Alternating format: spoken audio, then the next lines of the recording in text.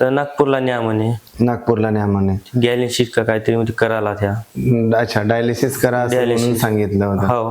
पण त्यांनी स्वतःहून डायलिसिस केलेलं नव्हतं. नाही, भरती आयसीयू मध्ये होते का? आयसीयू मध्ये होते. अच्छा, पेशंट आपला आयसीयू मध्ये सुरुवातीला होता. हो. मग तिथून तुम्हाला मग सरळ मग घरी घेऊन जाऊन म्हटले का डायलिसिस मध्ये? नाही, नागपूरला घेऊन जा म्हणे. नागपूरला घेऊन झाले. मग तुमचा काय विचार झाला होता तेव्हा? आम्हाला नागपूरला न्यायचा नव्हता, आम्हाला इकडे न्यायचं होतं अच्छा, गडचांदूरला. म्हणजे तिथून मग तशाच म्हणजे आयसीयू मधूनच तुम्ही वापस गडचांदूरला इथे आपल्याकडे आणला. मग गडचांदूरचा पत्ता तुम्हाला कोणी दिला होता? तो एक साहित्यकड्याचा आहे माणूस. अच्छा, तो पेशंट तिथे चांगले झालेला आहे. अच्छा, तो त्यांना म्हणे तो आपण घेऊन जाऊ म्हणे तिथे सांग म्हणे. बरं. तर आम्ही म्हणलं हो, म्हणलं ठीक आहे म्हणलं. ठीक आहे. तो पेशंटही आलता होता आपल्यासोबत. बरं, आता ठीक आहे. किती दिवसामध्ये त्यांना मग फरक पडला होता आपल्या ह्या ट्रीटमेंटमध्ये? आपल्या 2च दिवसात. 2 दिवसामध्ये औषधाने फरक पडला आहे. हो. बरं, सध्या मग तुम्ही कसे कसे करायचे औषध उपचार आमच्याकडे इथून घेऊन गेल्याच्या नंतर? तुम्ही इथे किती वाजता पोहोचले होते? सकाळी आम्ही तरी 10 वाजता पोहोचले होते. 10 वाजता सकाळी? नाही, रात्री इथं किती वाजता पोहोचले? रात्री 3 वाजता पोहोचले होते. रात्री 3 वाजता पोहोचले. हो. आणि औषधं दिले. मग 10 वाजता तुम्ही घरी पोहोचले. हो. घरी पोहोचल्याच्या नंतर मग औषध कसे देण्यात आले त्यांना? तर तुम्ही सांगले तसे नाही. म्हणजे डायरेक्ट गरम पाण्यामधून म्हणजे नळीमधून? हो, नाकामध्ये नळी टाकून होती त्यांच्या. डायलिसिसच्या अवस्थेमध्ये नाकामध्ये नळी टाकून होती आणि मग त्यांना देण्यात आलं होतं, असंच म्हणणं आहे ना? हो. ठीक आहे. त्याच्यानंतर मग औषधं दिल्याच्या नंतर किती दिवसांनी फरक पडला? दुसऱ्या दिवशी. दुसऱ्या दिवसापासून फरक पडले. आणि नंतर मग जेवायलाच मागत होते. मग बोलचाल होती का त्यांची तेव्हा? आणि अगोदर ट्रीटमेंटच्या अगोदर? नाही, बोलता नाही. ट्रीटमेंटच्या अगोदर अजिबात बोलता येत नव्हतं. ठीक आहे. तर आता आपण महादेव किसन निहार, आपल्याला थेट आपण महादेवशी संपर्क करू. तर तुम्हाला काय सुरुवातीला असा त्रास झाला होता? सुरुवातीला म्हणजे त्रास म्हणजे थोडं पोट म्हणजे खूप म्हणजे हे झालं होतं, फुगलं होतं. हा, त्रास म्हणजे त्याचा वाला होता. बरं. मी पहिले असा साधारण दवाखाना करून पाहिला. ते सलाईनी बी घेतली आणि ते वांत्या झाल्या. बरं. वांत्या झाल्या, मला लक्षात आलं की बा आपण इथं आगाऊचा खर्च करण्यात काही अर्थ नाही. मी यवतमाळ गेलो. यवतमाळमध्ये 4 दिवस राहिलो. त्याला म्हटलं तुमच्याहून काय होत नाही म्हणलं, म्हणजे सुट्टी द्या म्हणलं. हो म्हणे, आमच्यात आम्ही प्रयोग करून पाहिला पण काही जमत नाही. मी तुम्हाला मी एक वर्धा जावं लागेल नाही तर नागपूर जावं लागेल. मी तिथं बहीण राहायची आसपास जवळपास सातेपळ गाव म्हणून, तिथं गेलो बहिणीच्या घरी. तर ते रातच्यानं मग 3 वाजता अशी ती घटना झाली. ते मला काहीच माहित नाही. मग अच्छा, तुम्ही बेशुद्ध कोण्या दिवशी झाले होते? त्याच्यात तेवढं काही लक्षात नाही. अच्छा, मग तुम्हाला काही असं जाणवत होतं का? नाही, मला काहीच माहित नाही. ते रातच्या 3 वाजता झालं, ते मी झोपीमध्येच. अच्छा, झोपेमध्ये 3 वाजता बेहोश झालो. अच्छा, रात्री झोपेमध्ये बेहोश झाला. कधी नेलं, काय नेलं, कुठं नेलं ते काहीच माहित नाही. काहीच नाही माहित. इथं पण आणलं तुमच्या जवळ, ते पण माहित नाही. बरं, तुम्हाला कोमा अवस्थेमध्ये काय काय असं जाणवत होतं?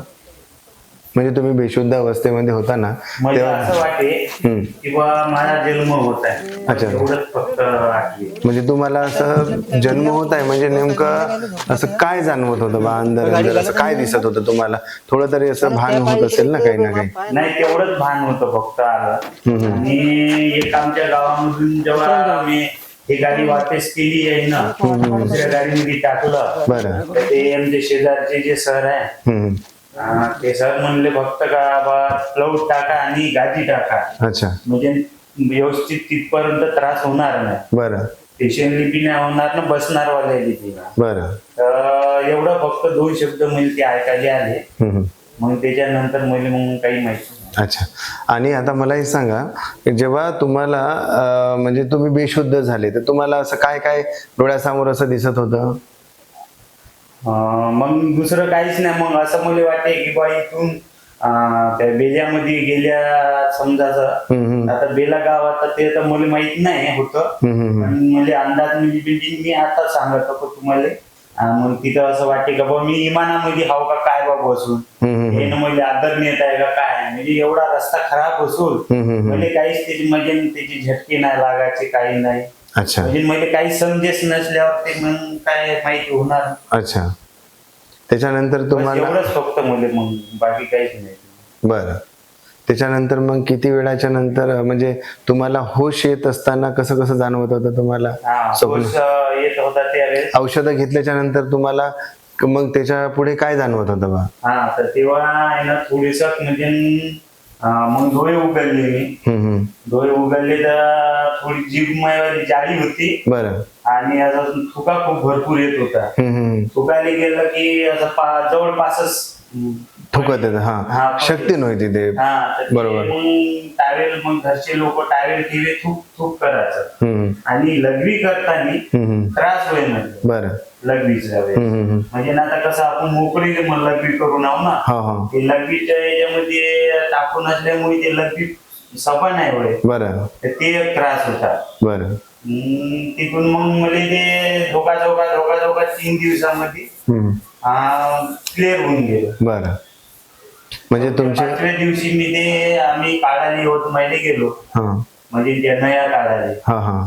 म्हणजे इथून औषधं घेतल्याच्या नंतर मग नड्या काढायला लागल्या. हा. मग तुम्ही औषधं घेतल्यावर किती दिवसानं चाला फिरायला लागले? मग तिथून मी बाईच्या घरी पुन्हा गेलो यवतमाळ काढून. तिथून गेला का मग तिथं दुसऱ्या दिवशी मी जेवण करायला लागलो बरोबर. ठीक आहे. बाईच्या गावी. बरं. आणि तिसऱ्या दिवशी संडास झाली. अच्छा, तिसऱ्या दिवशी तुमची संडास झाली. हा. अच्छा. 2 दिवस नाही झाले, तिसऱ्या दिवशी संडास झाली. म्हणजे संडास लघवी तुमची हळूहळू सुरू झाली. 4-5 दिवस तिथे राहिलो. पुन्हा अजून मग आपल्या गावी परत आलो. ठीक आहे. तर अशा प्रकारे आपल्या महादेव नेहारेचा हा जो जर्नी पिरियड होता, म्हणजे आपल्याला एक इमर्जन्सी कंडिशनमधून किडनी फेल आणि त्याच्यानंतरची कोमावस्था आणि त्याच्यानंतर मग आपण केलेली एक आयुर्वेदिक चिकित्सा आणि त्या परिस्थितीमध्ये कोमाच्या अवस्थेमधून बाहेर आलेली ती एक अवस्था, हे सविस्तर आपण यांच्याकडून समजून घेतलं. धन्यवाद. बोलून घ्या. नाही एवढंच म्हणायचं आहे का बा, खूप पॉवरफुल आहे. हा. अच्छा, म्हणजे आयुर्वेदिक तुम्हाला असं एवढे मी गेलेला व्यक्ती 3 दिवसात उभं होणं म्हणलं तर लय म्हणजे भाग्याची गोष्ट आहे. हा हा. बरोबर. असं माझं म्हणणं आहे. आयुर्वेदिक असं काही लोकांचं असं म्हणणं आहे का आयुर्वेदिक खूप म्हणजे उशिरा लागते? लक्ष नाही देत. अच्छा. हा हा. बा हे याच्यावर नाही होत बा. हा. आणि ते आता कसं लोकांचं कसं म्हणणं वेगळं राहते. आपलं वाला जसं आपल्याला लागलं समजा दवाई ते लोकांचे अनुभव राहते का तो दुसऱ्याला सांगू शकते. बरोबर. किंवा नाही बा काही असं तिथे गेलं तुम्हाला त्याचा फरक दाखवते. बरोबर. आता त्या सायखाट्यावाल्यानं म्हटलं की इथं हाय म्हणूनच समजा तर त्यांना आणलं मिळली तर बरोबर. समजा त्या इथून वर देऊन तो स्वतः आला. बरोबर. बरोबर. आता तेव्हाच मग आपलं वाला आता तो अनुभव घेतला असेल ना, त्याने गॅरंटी घेतली ना. बरोबर. नाही, आता असं काही लोकांचं म्हणणं आहे की बा आयुर्वेदिक औषधं उशिरा लागते, उशिरा काम करते.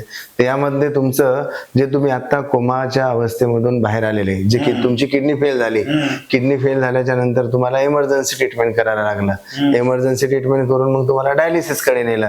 डायलिसिस नेल्याच्या अगोदरच तुम्ही बेशुद्ध झाले, म्हणजे आयसीयू मध्ये नेले, पडलंच नाही, म्हणजे तुम्हाला एक बेशुद्ध अवस्थेत गेले.